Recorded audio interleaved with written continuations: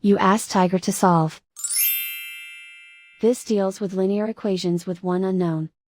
The final result is p equals -12/7.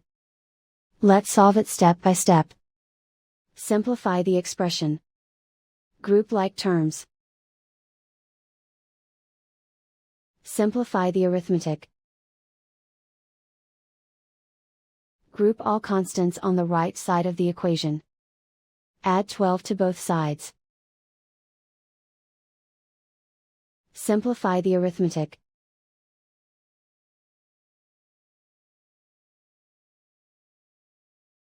Isolate the p. Divide both sides by -7. Cancel out the negatives. Simplify the fraction. Move the negative sign from the denominator to the numerator.